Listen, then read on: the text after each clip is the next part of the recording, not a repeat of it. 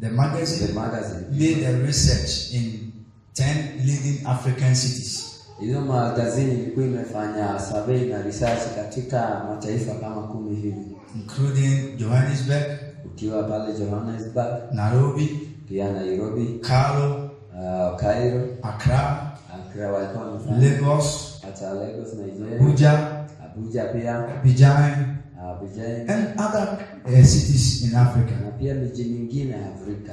And predicted that by 2035, which is roughly the next 12 years, na wakawa wametangaza ya kwamba kutabiri kwamba kufikia 2025 ambayo ni kama real estate, ujenzi, kuinvest katika manyumba, buildings, mijengo, lands, mashamba are going to be the real thing. Itakuwa sasa ndio biashara ya. They are going to be the most important and desired place of investment. Itakuwa sasa ndio kuwekeza kwa nguvu sana katika maisha. And therefore, if anybody want to do an investment, na kwa hivyo kama mtu anataka kuwekeza, begin to look at those places. Unaweza angalia maeneo kama hayo. When I read that article, I became smart. Niliposoma hiyo maandishi, I said, as a pastor, I cannot depend on freedom. Na nikasema kama mchungaji naweza pia bana sadaka ya kufanya hiyo.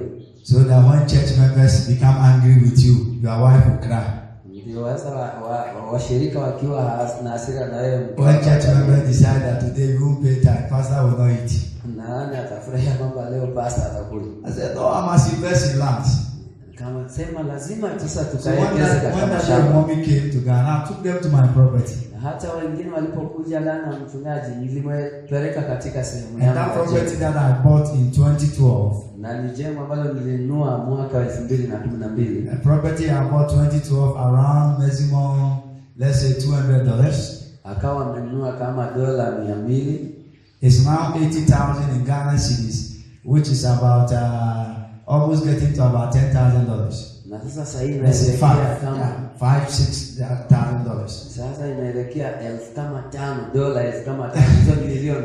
The mathematics will beat your mind. You get it. Yaani ukipiga hesabu utakuta ni pesa mingi sana. Whatever he said is true. Kila alichosema ni kweli.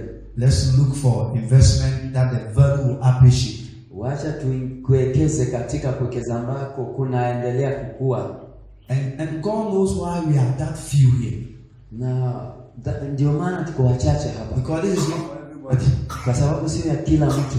But God wants people who will live here and go and do something with their lives. Lakini Mungu anataka watu walio hapo wakitoka waende kufanya kitu kwa maisha yao. So the next I meet you, ya kwamba wakati tukikutana tena, I'll give thanks to God. Ninapeana shukrani kwa Mungu. My real calling and gifting is to tell people the next level of their life.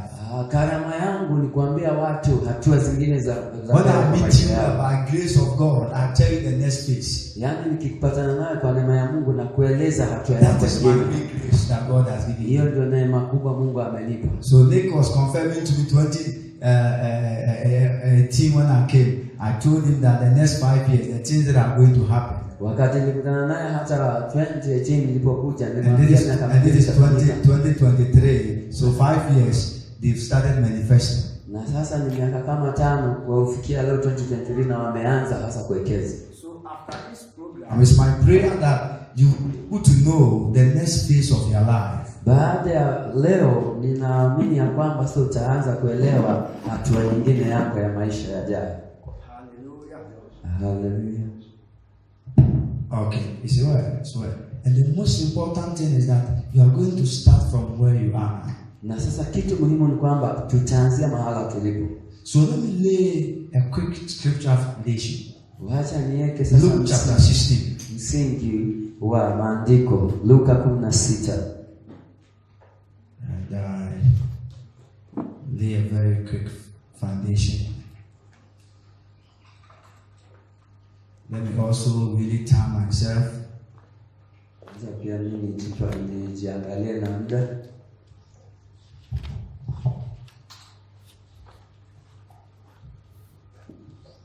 Okay.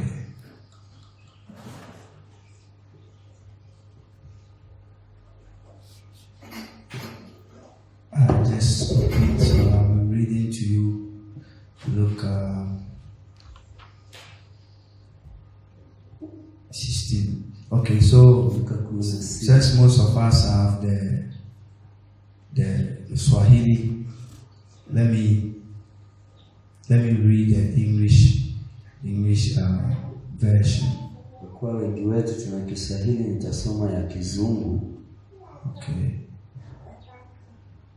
Sorry, some of this app can delay you a little. I'm almost there.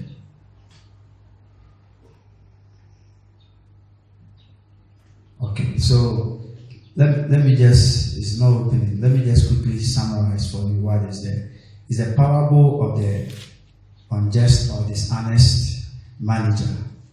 Kwenye mfano wa Yesu akitoa kuhusu manager ambayo si mwenye haki, who was managing his master's business. Aliyekuwa anachunga mali ya bwana wake. So thank God it's open now.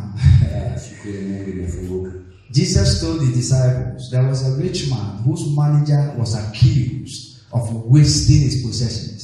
Yesu aliwaambia wanafunzi kulikuwa na boss aliyekuwa na mfanyikazi wake aliyekuwa anaharibu mali yake sana. So he called him in and asked him, "What is this I hear about you?" Akamuita akimuuliza, "Ni nini hiki nasikia kukuhusu? Give an account of your management. Sasa nataka utoe hesabu ya kazi yako." Because you cannot be manager any longer. Kwa sababu huwezi kuwa msimamizi. The manager said to himself, "What shall I do now?" Na huyo msimamizi akamuuliza, "Sasa nifanye nini? My master is taking away my job. Bosi wangu anachukua kazi yangu. I am not strong enough to take. I am not strong enough to take. Sina nguvu hata za kulima. I am not strong enough to take and I'm ashamed to beg. Mimi sina nguvu za kulima na ninaaibika kuomba. I know what I will do. Ninajua nitakachofanya. So that when I lose my job here, hata nikipoteza kazi hapa, people will welcome me into their houses. Watu watanikaribisha katika nyumba zao. So he called each other of his master's debtors. Na akaita wafanyikazi watu ambao walikuwa na deni la bwana wake. He asked the first one, "How much do you owe my master?" Akauliza mmoja wao, "Wewe bosi wangu anakudai pesa ngapi?" 900 gallons of olive oil. Bosi wangu ana 900 gallons of olive oil.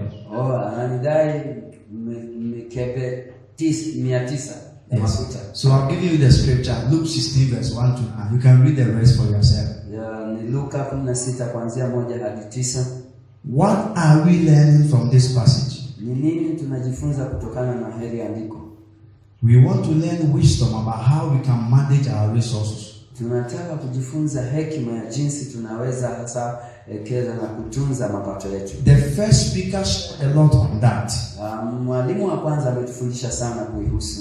And I want to add other areas which he couldn't touch because of time. Nataka kuongezea mambo mengine ambayo hakugusa kwa sababu ya muda. The number one human problem of resources, but lack of management. Shida moja ya mwanadamu sio kukosa mapato, lakini ni kukosa jinsi ya kutunza mapato. There's nobody here who doesn't have anything. Hakuna mtu hapa hana kitu. There's nobody here who doesn't have anything. Hakuna mtu hapa hana kitu. If nothing at all, you have life. Hata kama huna kitu una uhai. You also have Jesus. Na pia una Yesu. You can go and come. Unaweza enda na ukarudi. That is an advantage you have. Hiyo ni jambo la nzuri ulilo nalo. What about those in prisons? Je, wale wako hospitals who cannot do a lot? Ambao hawezi fanya mengi. What would they also say? Nao watasema nini? But even in prison in other countries, people learn from, come out from there, become great. Na hata katika jela za mataifa mengine watu hutoka katika jela na wakafanya. So it doesn't matter the situation you find yourself now. Na hata katika hali unayojikuta nayo sasa, God is about to turn things around. Mungu ako tayari kukugeuzia hali. So this was a manager who was in a privileged position. Sasa huyu alikuwa ni mlinzi ama mfanyikazi ambaye alikuwa na nafasi kubwa. But his number one problem was mismanagement. Lakini shida yake ya kwanza ilikuwa ni kutotunza. He could not handle properly what was entrusted into his hands. Hakutunza vizuri alichodhaminiwa. And in the Bible we have learned that when the master, Matthew is it 25, the parable of the sower, when the master was leaving, he gave talents to the people around him. Na tunajifunza katika Biblia kwa wakati bosi alikuwa anaondoka, aliwapea wafanyikazi wake talanta kadhaa. He gave 1 5. akapea mwingine 5, another 2, mwingine 2, and 1 to another person. na akapeana moja kwa The one who had 5 doubled it. Yule aliyekuwa na 5 alizalisha 10. The one who had 2 doubled it. Hata aliyekuwa na 2 akazalisha zikawa 4. The one who had 1 Aliyekuwa na 1 dig the ground and buried it. yeye naye alichimba chini akazika. He still saved the one anyway. Hata alikuwa ameiokoa moja But he was not recommended for his action. lakini hakushukuriwa kwa So sababu God is expecting growth from you. So Mungu anatarajia kukua kutoka kwako. If your ministry is 50 today, kama huduma yako ni 50 leo, in the next 5 years, where do you want to see yourself? na katika miaka 5 ijayo unataka kujiona What kind of ministry do you want to model your ministry after? Ni aina gani ya huduma unataka kuijenga katika huduma yako baadaye? Because whatever you appreciate and desire, you eventually attract it. Lakini kwa sababu kile ambacho unadhamini na kupokea unapeana uzuri kwacho. It is called laws of natural attraction. Inaitwa kwamba sheria ya kuvutia kwa kawaida. It's my prayer that your desires will come to. Nitamani ni ombi langu ya kwamba tamaa yako itatimia. In Jesus mighty name. Katika jina la Yesu kuu. So he was told, you cannot be manager any longer. Akaambiwa huwezi tena kuwa mtunzi kabisa. And that is what exactly our first speaker said. He was fired. Na ndio vile mwalimu wetu wa kwanza akatuambia alifutwa. He did not give us reasons, but I don't think it was a matter of mismanagement. Hakutupea sababu, lakini sidhani kama ilikuwa ni hali ya but he was fired. Lakini alifutwa. Whether you like it or not, a time is coming. Some of the opportunities you may have now may not be there. Hata ukipenda usipopenda, kuna wakati unakuja nafasi ambazo uko nazo leo hazitakuwa. Today, Mr. Fred is the administrator of this area. Leo hii unaweza kuwa wewe ndiye msimamizi wa hili eneo. Maybe government will change. Lakini labda taifa serikali, and if it's a government appointment, na tena ni kama serikali ikuchagua, it may leave him. Inaweza kuachilia. If it's administrative work, he's doing an office work, an employment, then doesn't matter whether government changes or not, he will still be there. Na hata kama ni serikali itakuwa imekupa nafasi ya kuwa manager ama msimamizi, unaweza baki hata ikitoka. My point is, some opportunities given to you may not be there forever. Lakini nakwambia kwamba hata nafasi zingine umepewa leo hazitadumu milele. Like most of us, you are not getting any younger, you are growing. Na unaona zaidi wengi wetu hatukai kawaida, tunaendelea kuzeeka. The strength you are having now, you will not have it 20 years from now. Nguvu ulizo nazo leo huwezi kuwa nazo miaka 20 ijayo.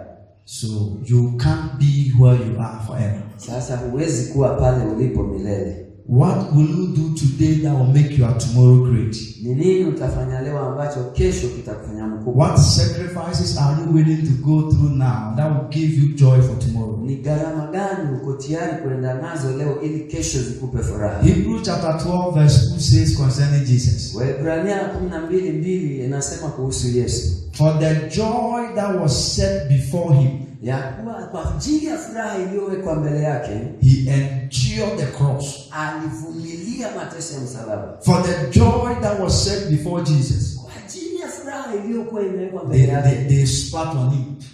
Walimtemea mate. They slap him. Hata wakamchapa makofi. They push him. Wakamsukuma. They lied about him. Wakamdanganyia. They mocked him. Wakamdhihaki. If you are the son of God, come from the cross, deliver yourself and deliver us. Kama wewe mwana wa Mungu, jiokoe msalaba. But all he could see was sitting at the right hand side of God. Lakini alichokuwa anaona ni kukaa mkono wa kuume wa Mungu Baba. Baba. Elevated position. Yaani hiyo nafasi ya juu For the joy that was set before him. Kwa sababu ya furaha iliyokuwa imewekwa mbele yake. He endured the cross. Alivumilia msalaba. What are you enduring today for a better tomorrow? Ni nini unavumilia leo kwa ajili ya kesho nzuri? When you have one egg, I wish I could have an egg to do a demonstration. Ningekuwa na mayai moja ningefanya mfano hapa. Quickly, okay, thank you. Haraka nisaidie. If you have an egg, kama una mayai, you can decide to fry, the egg and eat now. Unaweza amua kaangi hiyo mayai na ukule. Or you can boil it. Ama unaweza ichemsha. How do you want your egg? Whether fried, boiled? Unaweza kula kwa njia yote, kama ni fry ama kama umeichemsha. And then your stomach is full. Na tumbo lako litajaa tu. And you're happy. Na utakuwa na furaha. But this man of God, lakini huyu mwana wa Mungu, can decide to sip water. Anaweza amua kukunywa maji. And smell somebody's egg from the house. Na vutie tu, anusie tu mayai ya mtu kutoka kwa nyumba. and wait. Na ngoja 21 days. Baada ya siku 21 He will give that egg to a chicken, a hen. na analipeana hilo yai kwa kuku. That hen will incubate. Na hiyo kuku Let's itazalia. be fast. Thank you, sir. Thank you. It's a demonstration. You can keep the rest. That hen will brood or incubate over this. Hayo mayai sasa ikilaliwa After 21 days. baada ya siku 21, If she's successful. na kama imefaulu. And that is where we prayed in the afternoon. That's a factor. The God factor. Na hiyo ndio sasa kiini kabisa. Because despite all these principles, God has not built a house. The builders build in vain. Hata kama tunajifunza hali zote, kama Mungu haijengi nyumba, And if He does not watch over you, the watchman will watch but in vain. na hata kama hakuangalia na kukulinda, alindaye afanya kazi So bure. we will pray and put anointing and grace over your life, Na tutakuombea tuwekee mafuta na neema juu yako, so that your plans will work. ili kwamba nafasi yako ya kazi. So if that hen is successful, Kama hayo mayai yatafaulu, one chick will come out of this egg. kifaranga moja atatoka ndani ya hiyo mayai. After 3 months, Baada ya miezi 3, whether a male or female, that chick will also be growing. ikiwa kike ama jike, itakuwa bado inaendelea. And then he has another opportunity, Na tena kuna nafasi mingi huyo kuku. whether to eat chicken soup, Anaweza kula supu ya kuku tena, chicken soup anaweza amua kuichinja with hot pepper, na pilipili ndani. or can also go and begin to smell somebody's soup small Hata anaweza amua acha tu anusie kuku ya mwili and drink water and sleep na kunywe maji na lale. and wait in pain for the joy set before him. Wait Na vumilie tu angoje ile furaha ambayo imewekwa mbele yake. after 6 months.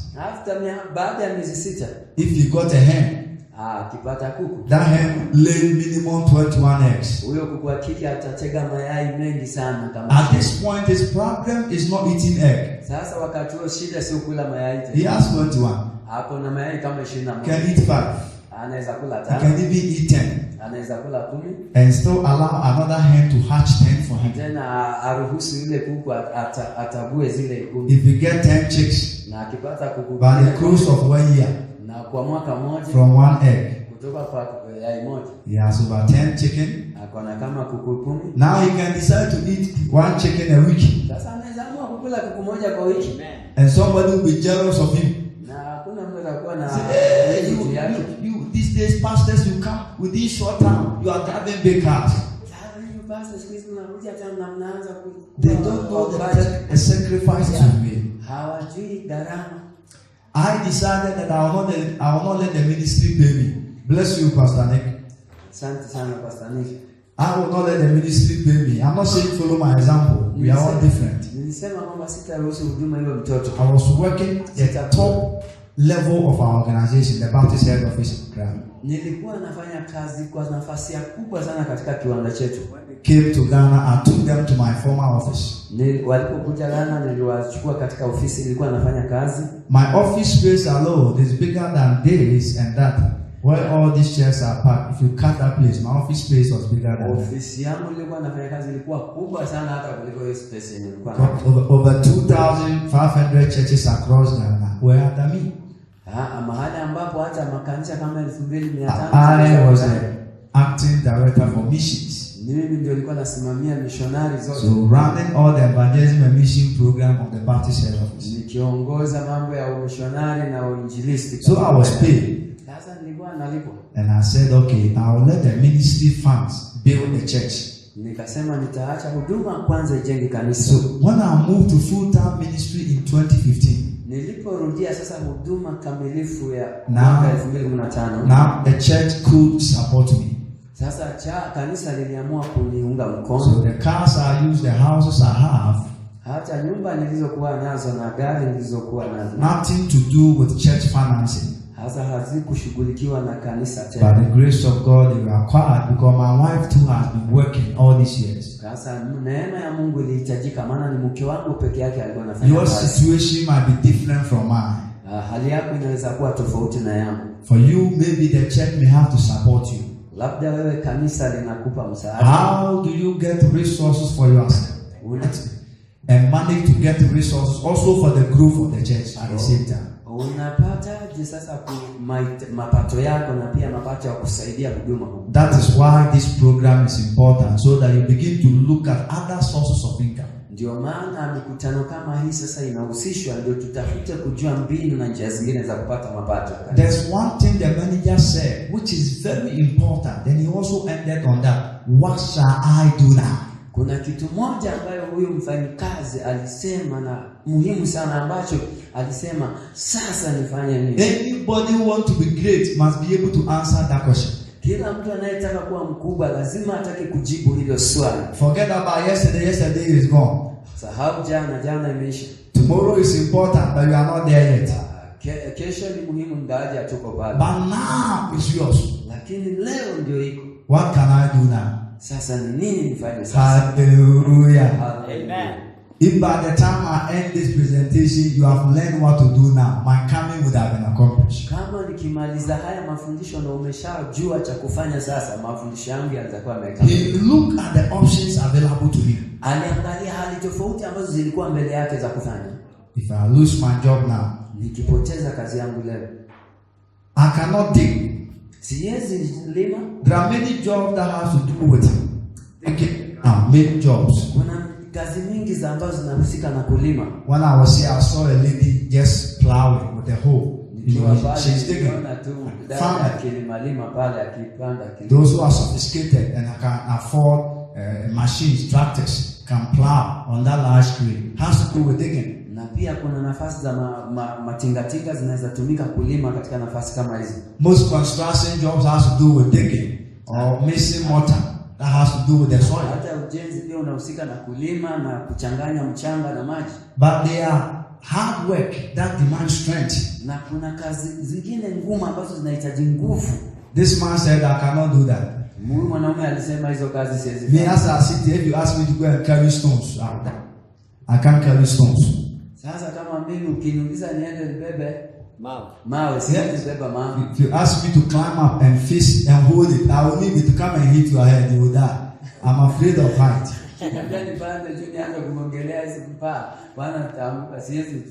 But what can I do? Lakini sasa naweza fanya nini? What can you do? Sasa unaweza fanya nini? What comes to you naturally without struggling? Nini kinakuja kiuhalisi ndani mwako nje?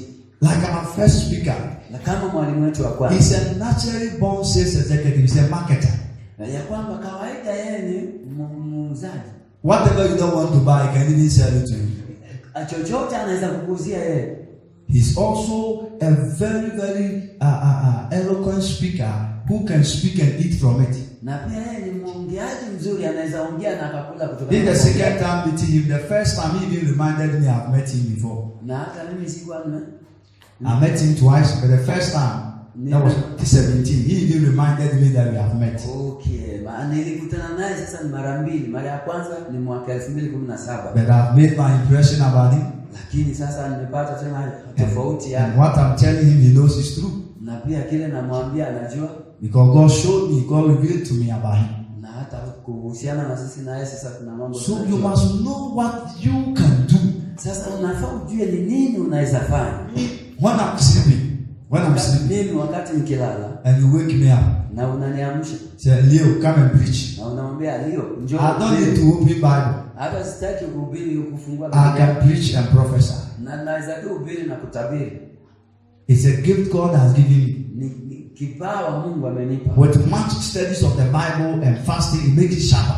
Na kila ambacho sasa kinanipa nguvu na kuwa na makali ni kufunga. But I have it. Lakini ninayo. Like Cristiano Ronaldo and Lionel Messi. Like kuna footballers. Kuna Ronaldo na kuna Lionel Messi. Ronaldo is hard work. Ronaldo anafanya kazi ngumu. Everything he has done in football, he learned it the hard way. Na kila kitu amefanya katika mpira amejifunza kwa hali ngumu. Messi was born with it. Messi naye alizaliwa nayo. He can decide not to train. Hata anaweza amua asifanye mazoezi. He will score. Na bado atafunga goli tu. So what are you good at? Sasa ni nini uko mzuri kwacho? There's nobody that God has not given anything. Hakuna mtu ambaye Mungu hajapea kitu cha kufanya. If you can walk your way out of poverty, kama unaweza toka mahali ukatembea you must answer the question, what can I do now? Kama unaweza toka mahali utoke uende utembee ufike mahali, lazima ujiulize ni nini naweza fanya. His second option was that, okay, I can also go and beg. Sehemu nyingine ya pili yake ilikuwa mawazo ni kwamba pia naweza enda niombe. But he looked at himself and said, niombe, lakini akalijiangalia akasema, from the place I serve as a manager, I cannot stoop so low and go and beg. Kulingana na nafasi ninayotumika kama bwana msimamizi, siwezi enda kiwango cha chini hivyo kuomba. I cannot beg. Siwezi kuwa muombaji wao. Then he said to himself, I know what I will do. Na akajiambia, ninajua kile nitafanya. Whatever it is, may you know what you can do. That is all. If you understand this, I can stop talking. Hata kama ni nini kitokee, ni lazima ujue kile unaweza fanya vizuri. Hallelujah. Amen. When I left university, nilipokuwa katika chuo kikuu, I studied publishing studies. Nilijifunza publishing books, how to print books, nilijifundisha kuchapisha vitabu, digital printing, digital publishing, everything. Kuchapisha vitabu, kufanya utapishi, kuchapisha picha. So even though when I was working at the head office with that high office, big man with my tie and suit, hata kama nilikuwa nafanya katika ofisi kiwango kikubwa, mtu mkubwa na tai zangu na suti, I will still take printing jobs. Hata ningebado pata kazi za somebody wants to print a flyer. Mtu anataka kutengeneza flyer. I came with some from Ghana, my personal flyers. Hata nilikuja na zingine kutoka Ghana. Somebody wants to print this. Mtu anataka kutengeneza hii. Somebody wants to print a funeral poster. Mtu anataka kutengeneza pia an engagement or wedding brochure or a book. Anataka kutengeneza kadi ya harusi. Yearly capless calendar. Hata unataka kutengeneza kalenda. I'll pick the contract. Ningechukua hiyo nafasi ya kazi. My breakthrough came in the same organization I was working for. Na sasa kufaulu kwangu pia kulitokana na ile kampuni nilikuwa nafanya kazi. I entered there, I started working there 2010.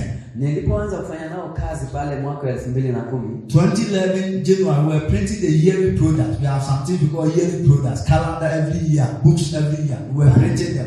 Kuanzia kufikia Januari tulikuwa tunafanya kazi kubwa ya kalenda kuchapisha. And I detected that the one whom they give the contract to, na nikafahamu kwamba yule aliyekuwa amepewa he does not bid for it. Halipi kabisa hiyo kanzo. He just bring his bill. Analeta tu ile pesa ngapi itajika 10,000. Na anasema wewe chapisha kalenda kama 1000. Whatever amount you quote, pesa zote utakazopata, they have no means of verifying. Hawana njia ya kujua ni ngapi. So they will agree. Sasa walikuwa wanakubali. He has worked for them for years. Na tukawafanyia kazi kwa miaka. So when they also get that contract from them, na hata tulipokuwa tunapata hizo kandarasi, when he's coming back, he will bring them gifts. Na hata angerudi tena akiwapeana watu zawadi. And they were happy. Na walikuwa na furaha. I said, this cannot continue in a Christian organization. Nikasema haiwezi endelea na Ukristo wetu. I will change it. Nitaibadilisha. Young man, what are you going to do? Na nikauliza utafanya nini? I said, I am a printing estimator. Nikamwambia mimi ninajua kukadiria. If you want to print 50,000 copies of, ukitaka kutoa copies 50,000, I can do an estimation for you to know how much one will cost. Ninajua itachukua kitabu pesa ngapi kila kitabu. And therefore be able to know if you're giving to me at 200 shillings, whether it's a good price or not. Na nitajua kama unanipea 200 kwa kila kitabu, kama ni mbaya ni vizuri ama ni mbaya. So I'll do it for the organization for free. I won't charge anything. Na ningeifanyia hiyo shirika letu kwa bure. The offer he has brought, let me do estimation on it. Ya kwa kile kazi ameilete, wacha nijaribu kukadiria ni kiasi gani. And find out that if he's charging us 2 shillings. Na kama nikajua kama anatulipisha shilingi 2 for a flyer. Kwa hii chapisho ya if it's good deal in the market. Na kama kweli ni njia nzuri, biashara nzuri, nitaifanyia kazi. Or it is not. Ama kama ni mbaya niache. My boss said, if you can do this for us. Na bosi wangu akasema kama unaweza fanya hii kwa ajili yetu, this organization will promote you. Na kwa hivyo hii kampuni itakuinua kiwango cha mamlaka. I sat down within 24 hours. I've done printing estimation for them. Katika saa 24 nilikuwa nimeshafanya makadirio ya hesabu. How much this man is charging you? I can print this same thing for you, the same higher quality than this, at 25% lower. ya kuwa huyu ndugu anawalipisha ngapi, mimi naweza wafanyia hii kazi na 20% chini ya ile anafanya, tena kazi bora sana. Everybody started screaming. Na kila mtu alianza kupiga nduru. They said, can you do it? Wakamuuliza, unaweza fanya? I said, na nikasema ndio. I said, I don't we will pray finance. We will pray finance. Nikawaambia sihitaji pesa zenu, tutafanya tu kujua pesa. Keep your money. If the quality come you don't like, I've lost. Wewe keni pesa zenu, kama itatoka ile nzuri, because I knew I was good and I knew what I was doing. Nilijua mimi ni mzuri kwa hiyo kazi. So I contacted my friends. Sasa nikawapigia simu na kuwafikia marafiki zangu. I do not design. In printing business, somebody must design this. It's called a graphic designer. Inaitwa graphic designer kwa so he designed. Sasa akatengeneza. And I did the printing estimation. Na mimi nikafanya kuchapisha makadirio yake. How many papers would we need? How many papers would we need? Makaratasi ngapi tutahitaji? And what type of paper are we going to use to print it? Na ni aina gani ya makaratasi tutatumia? We have different type of papers. Kuna makaratasi aina tofauti. This paper is called art paper. Hii karatasi linaitwa karatasi la kuchapisha. This one is called bond paper, polished. Hii inaitwa polished paper. We have brown paper, the one they used to wrap sugar and those things. Na zile za brown, za color brown. We have hard one like book cover. It's called card. The cover is card. So what surface are we going to print on? Sasa ni makaratasi gani tutatumia kuchapisha? I decided to give them a higher quality than the one the man was giving. Nikaanza kuwapa sasa karatasi nzuri kuliko ya. How many colors are we going to print? Ni kala ngapi tutaweza kuchapisha? We have one color called monochrome, one color. Kuna kala moja yenye ameita whether blue, black, whatever is one color. Kama ni black ya nyeusi. And we have full color like this that combine 4 colors. Na kuna kala zote kama hii inayounganisha zote. The man was giving them one color for envelope. Na huyo ndugu alikuwa anawapea kala moja. I said, let me give them full color. Mimi nikawaambia nitawapa hata kala zote. At the end of everything, baada ya kila kitu, I gave it to them 25% less. Niliwapa tena makadirio yameshuka na 25%. What the man was giving them.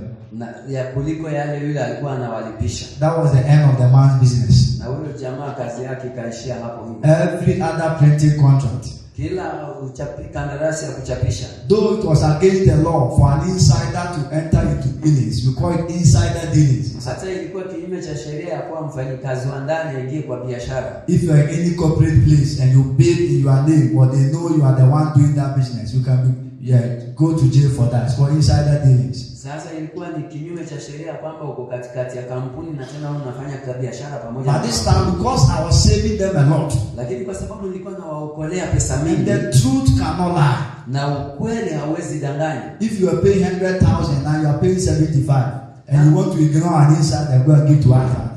Sasa kama unalipwa 100% na unataka kulipa 75 na unaficha nyingine. So to the glory of God, we bought our first car that same year, 2011. Kwa utukufu wa Mungu, mwaka huo tukanunua gari letu la kwanza katika hiyo kampuni.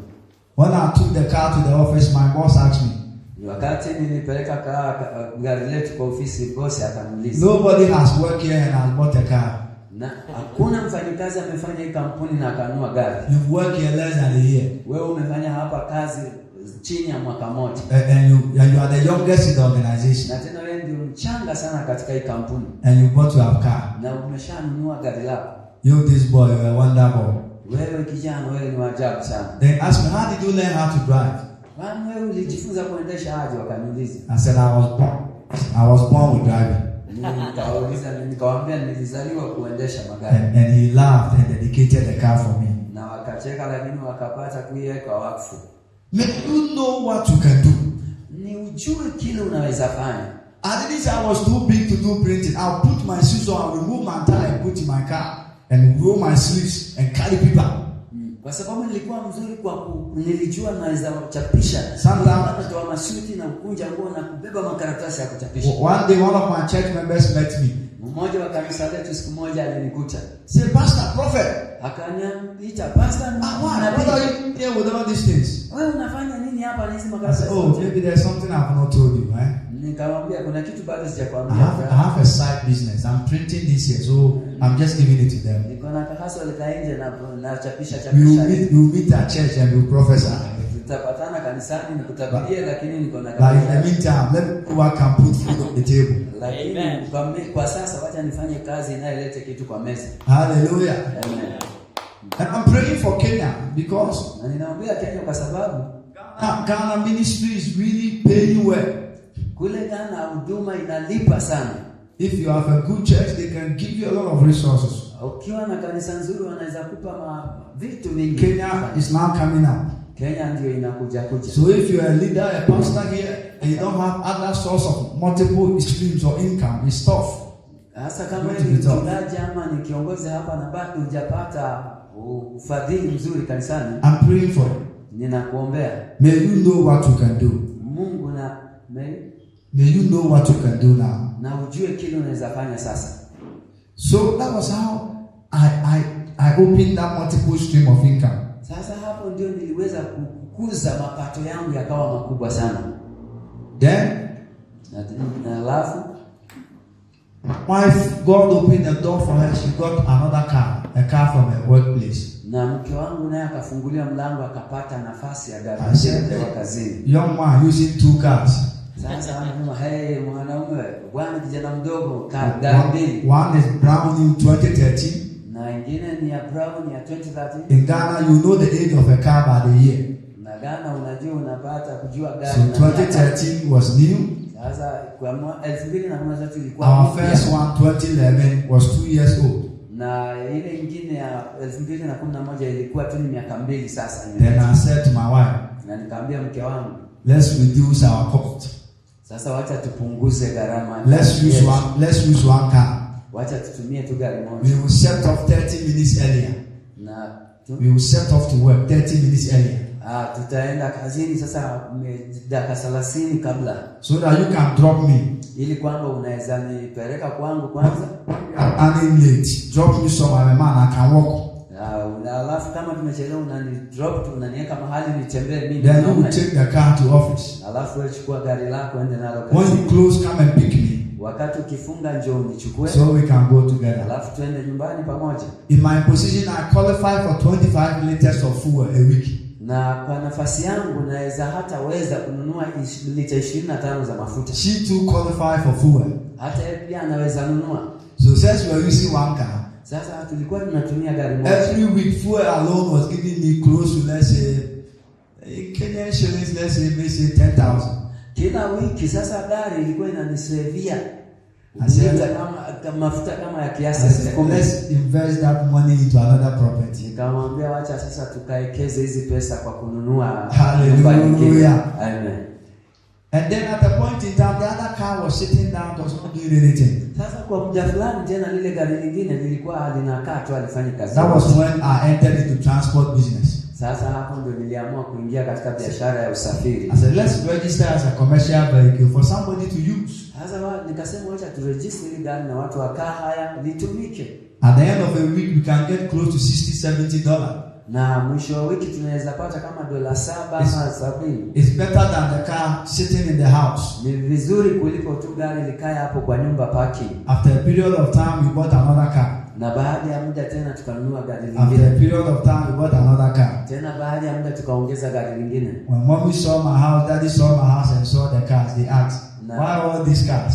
Na mama na baba walipokuja kwa nyumba wakashangaa kwa nini haya magari yote. I told them they are for commercial purposes. Nikawauliza ni kwa sababu ya biashara ya usafiri.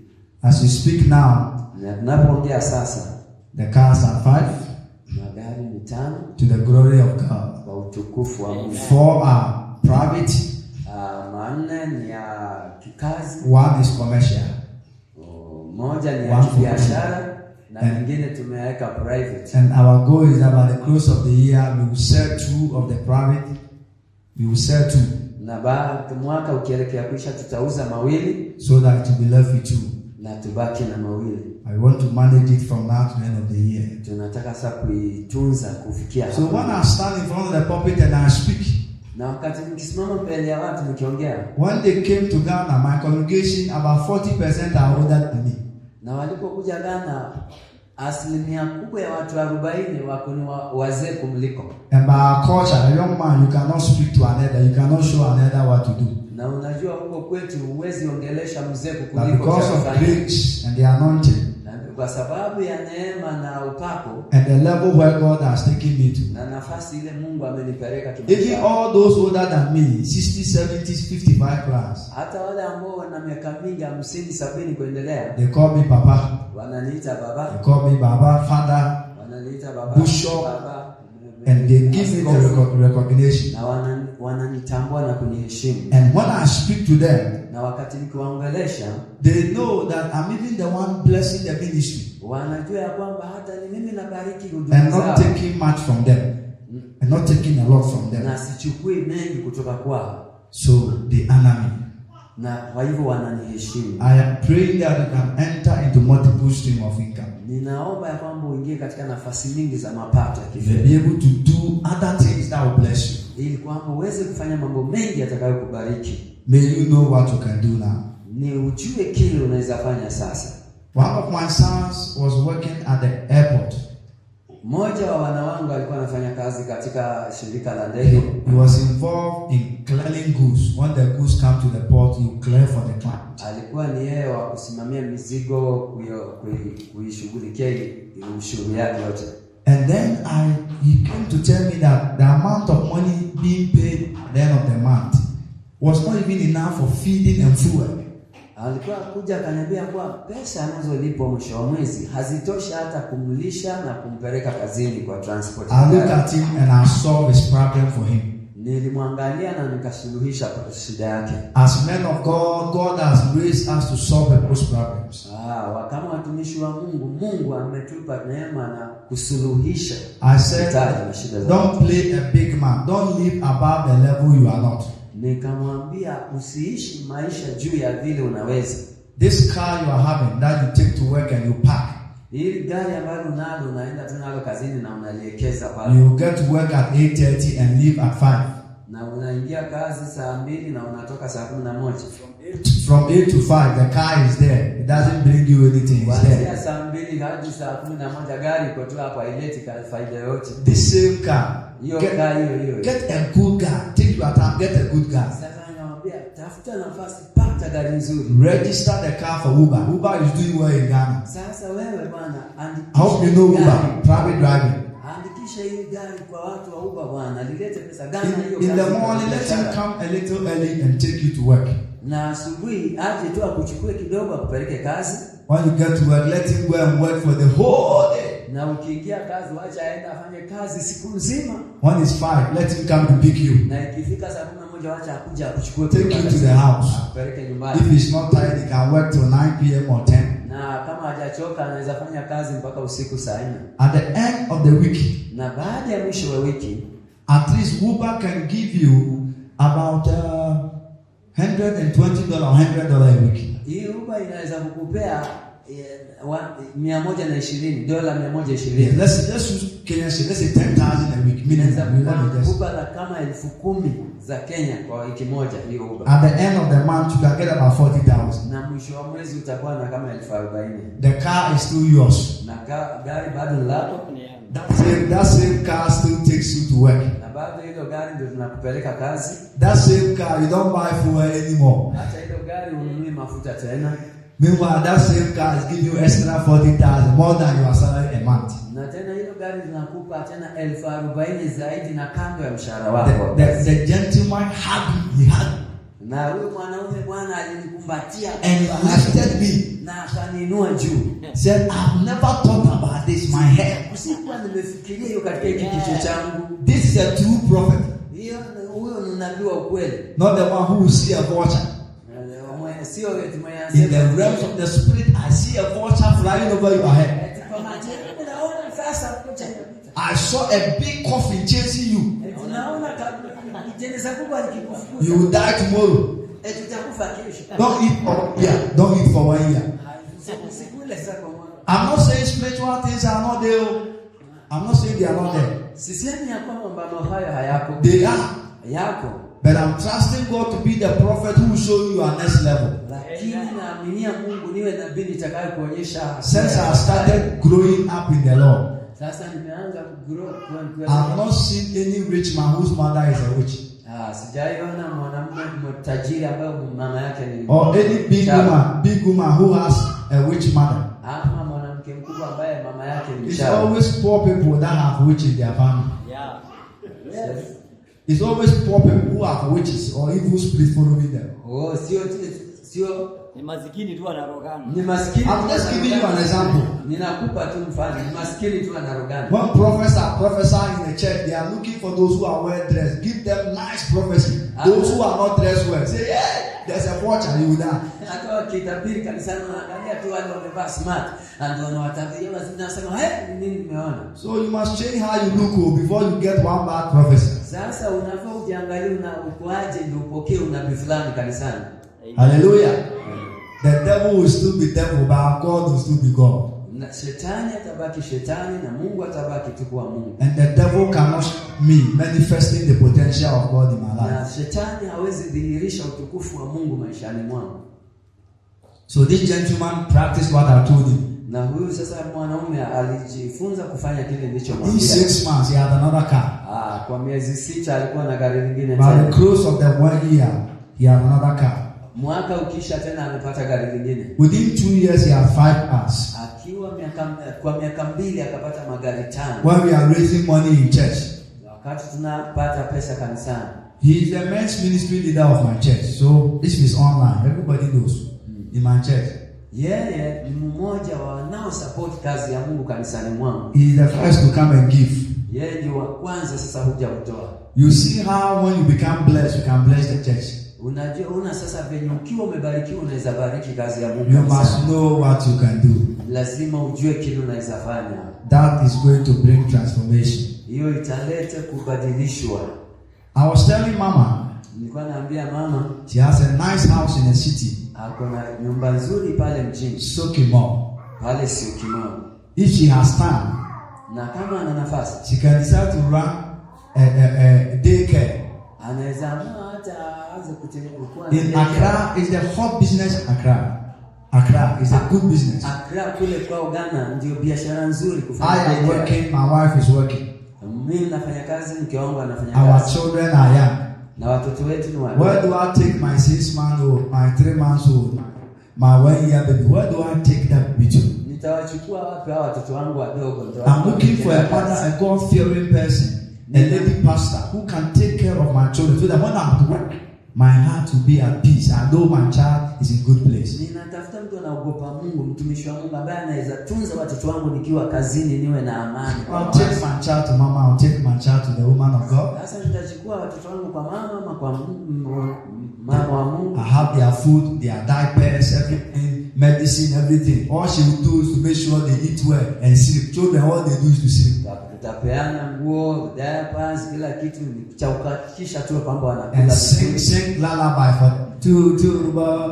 Sing lullaby for them. So they will sleep. That is all. So at the end of the month, I will pay her for making my baby sleep. Yes. Is somebody with me? This is not joke with me. Our second son, Austin. Our second son. My wife went to work at mke wangu alienda kufanya kazi miezi mitatu. She works as a law firm, as a partner officer, law firm, my wife. Mke wake anafanya kazi na kampuni ya sheria, so by 3 months she was supposed to go to work. Kwa miezi 3 sasa ako kazini. And then you take our son early in the morning to a nanny, to a house. Na tunachukua mtoto wetu wa kiume kwa hawa manani. Make sure she will help the boy, and then when we return 5:30, 6 p.m. we go and pick him to the house. Na sasa tunahakikisha anatunza mtoto, tukirudi kuwafikia saa 11 tunamchukua. We did that for 1 year, and every month we were paying the woman. Na tulifanya hivyo kwa mwaka mmoja, na kila mwezi tulikuwa tunamlipa huyo. All you need is to have a good place, a house or a nice place to start with. All you need is to have a good place, maybe a house to start with. Kila unahitajika kuwa nacho ni kupata tu nyumba nzuri ambayo unaweza fanya nayo kazi. Hallelujah. Amen. Amen. Amen. And then it started working. Na hasa ikaanza kufanya kazi. There was a young lady in our church. Kulikuwa na mwanadada mmoja walika kanisani. In the morning she would clean offices. Kila asubuhi angepanguza na kuosha. When she finished, she would clean people's house. Na hata akimaliza angeenda akiosha nyumba za And watu. then in the evening she would go and fix hair. She would go and fix people's hair. She can plait. Jioni anaenda kusuka watu nywele. She now owns a big place. Sasa saizi ana mahala pakubwa. Can you learn how to make hair nice? Unaweza kujifunza kutengeneza nywele za watu So that you can go and do it for people in the comfort of their homes. Hata unaweza enda kufanyia watu ususi kwa nyumba zao wakati wametulia. And use your home service as a little to it. They will pay you more. Na tena ukiwashughulikia kwao vizuri watakuongezea malipo vizuri. And then you can now add cleaning or something to it. Na pia unaweza ongezea kule kusafisha na kufanya usafi. May you not become ashamed of what you do that can bring you food. Don't become ashamed. Usipate aibu kwa kukosa cha kufanya ambacho kinaweza kukuletea chakula. As long as you are not stealing. Bora tu hatuibi. Don't become ashamed. Usiwe wa aibu. Right now as I stand here. Hata kama nasimama hapa. Let me open to you because I want to be sincere and help you. Wacha nikufungulie maana nataka kuwa wa kweli kwa kila mtu. I have 4 sources of income. 4. Niko na mapato ya aina 4. And the 5th one, which I'm not looking at it now. Na ya 5 ambayo sasa siangalii sana. Number 1, the church pays me. Ya kwanza kanisa hunilipa. By the grace of God, every month they pay me. Kwa neema ya Mungu kila mwezi wananilipa. And that is my regular number 1 source. Hiyo ndio njia ya kwanza yangu ya kila wakati ya kulipa. Number 2. Na ya pili, I'm a conference speaker. mimi ni mshauri Revivalist. ambaye hufundisha watu. And prophetic ministration speaker. Na pia nabii, mhuduma wa kinabii. In the Baptist church in Ghana, we have what we call top 100 Baptist churches. Top means they are the biggest in terms of numbers, in terms of resources. Katika kanisa la Baptist kule Ghana wako na watu kama 100 ambao ni wa juu katika ile kanisa. I have preached in over 70% of those churches. Amefundisha katika makanisa ya Kibaptisti ya Ghana makubwa 100 kama in the whole country. When you run power ministers that they use for those programs, fundraisings, revivals. If you run the first 5, I'm either number 2 or number 3. Sasa katika hayo makanisa kule Ghana, yeye ako anahudumu katika nafasi kama ya pili ya 5 hapo. So there's no single man that are not preaching another church. Sasa hakuna mwanamume mwingine ambaye anaweza kuhubiri kanisa lingine. And you know what that means? When I preach in another church, na unajua akihubiria kanisa lingine, they akihubiria kanisa give lingine, me honorarium. Wanampea tena nafasi ya thanks for coming to bless us. Ya kuweza kumshukuru, asante. This is your food. This is your food. Hii ni huduma na kanisa na chakula chako. Please accept this from us. Kwa hivyo kubali tu kutoka kwetu, ni toleo la kushukuru. I call that second stream of income programs. Sasa anaita hiyo sehemu ya mapato ya pili ambayo ni I've never in my life spoken to anybody. Please come and visit your church. I've never done that before. Hajawahi enda kwa mhuduma ama kanisa lao lolote akitaka wamkaribishe. I'm not saying it's bad if you do that. Sisemi ni baya eti anaenda kujiitishia nafasi. Invitations keep coming. Lakini kukaribishwa kunaendelea kukuja kwake. And kujikaribisha. there's no place I have been, they said we don't want you to come again. Na hakuna mahali ambapo amewahi hudumu wakasema hatutaki usije tena. If you visit my Facebook page, ukienda katika Facebook page yake, my name is Leo OWUSU. Jina lake ni Leo OWUSU. Yes, so I have Leo OWUSU and Leo OWUSU Ministries. Kwa hivyo ana Leo OWUSU na Leo OWUSU Ministries. When you go there, you see that all the programs I do, the flyers are there. Kila huduma anaifanya na programu, flyers utaziona ziko pale. So if you are a pastor here, kwa hivyo kama wewe ni mchungaji hapa, and prayerfully develop yourself, na unaweza kuwa mwombezi wa kujikuza, your friend will come and pick you. Rafiki yako atakuja kuchukua. Come and have 3 days program for me. Kuja at least tuhudumie katika. And when you are living, when you bless them, they will bless you. Na wakati utawabarikia kwa kuhudumu, atakubariki pia. And then this friend will also invite you. Na pia yule ndugu pia anakukaribisha. When you are living, they will bless you. Na pia ukiwabariki na neno watakubariki tena. And since you have told yourself, it will invite you.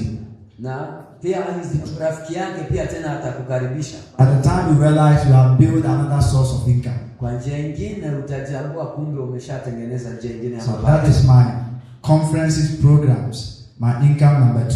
Sasa hiyo ni sehemu ya mapato yake ya pili anayoyaita ya conference. Number 3, I have an online church. Namba 3 ako na kanisa la online, yani kanisa la mtandaoni.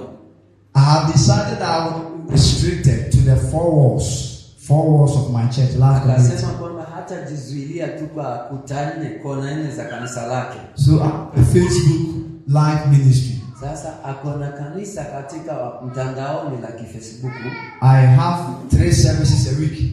Ako na ibada 3 kila wiki katika mtandao. Every Wednesday 10:30 p.m. Ghana time.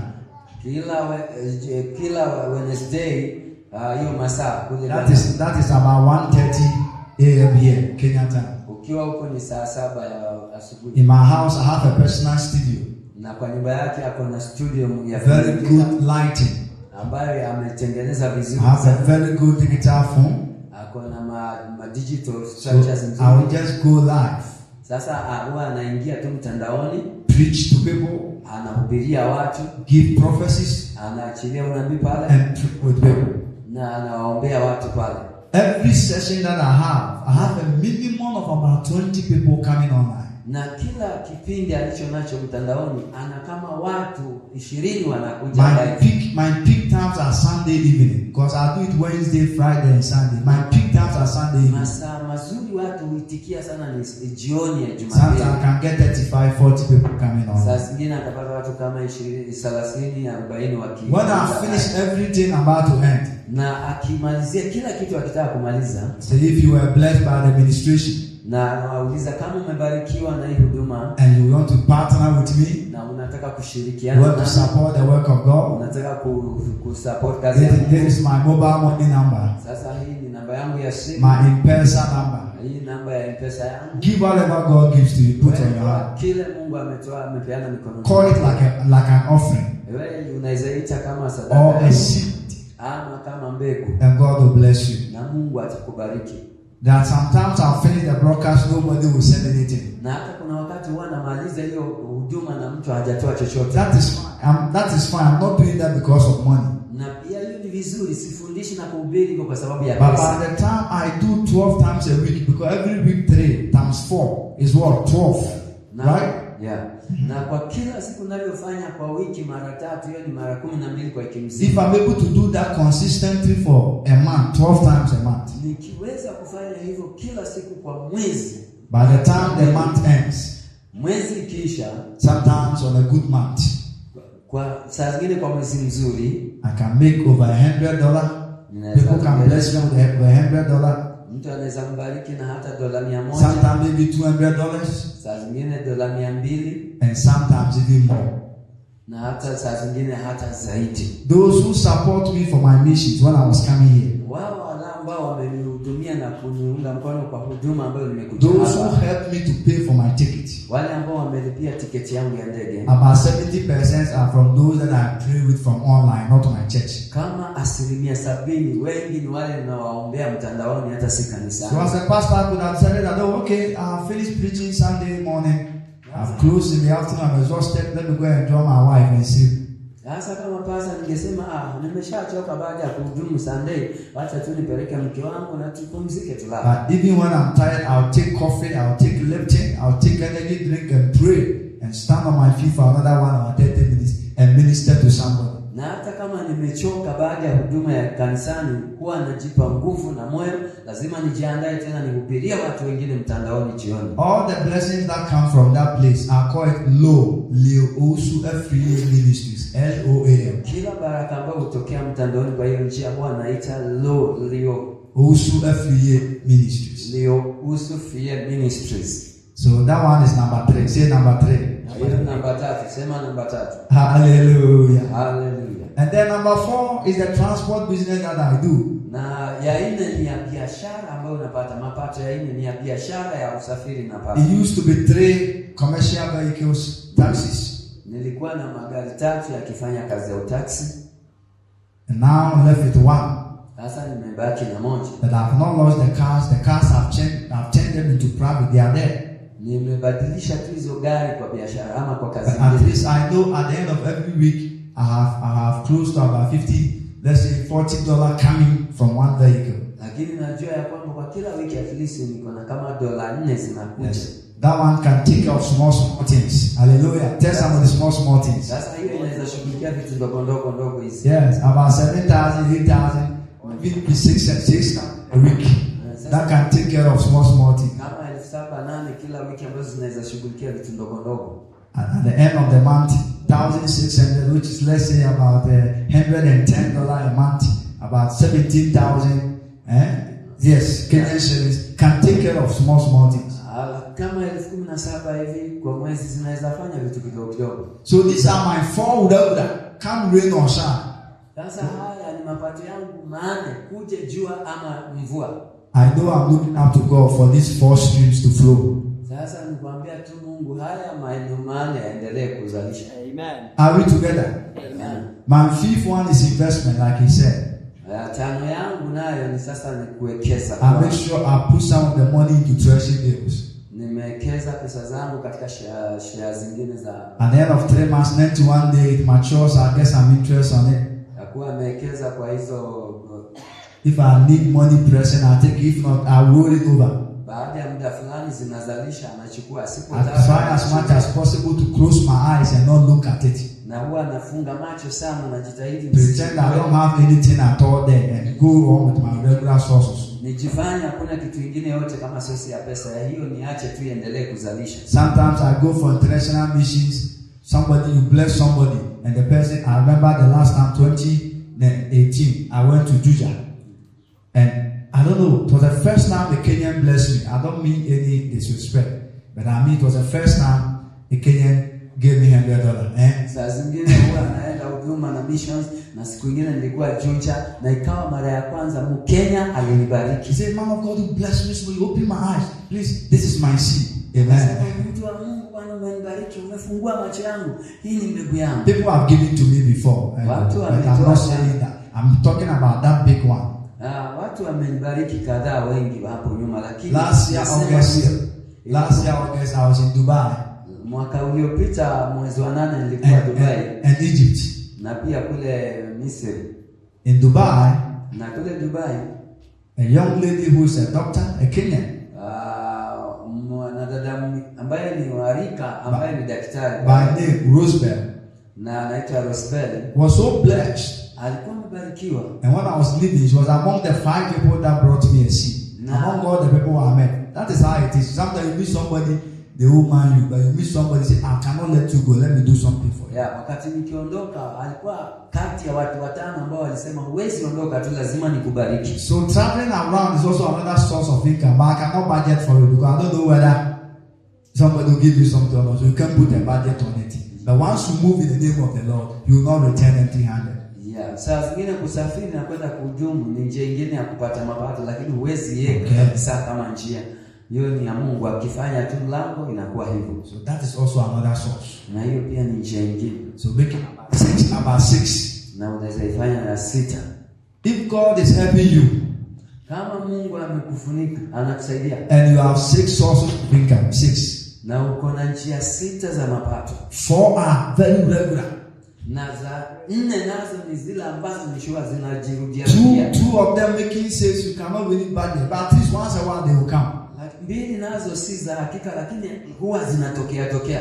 Then how can you be poor? Lakini sasa utakuaje maskini? That is my last question for you. Hilo ndio swali langu la mwisho. Can you put your hands together for the Lord? I've also exhausted my 1 hour. Nadhani nimemalizana na I want to hand over to Daddy. We will pray in the afternoon, so I went here, and then later in the afternoon you spend time and pray. God bless you. Tutaomba baadaye baada ya kurudi, so nitamkaribisha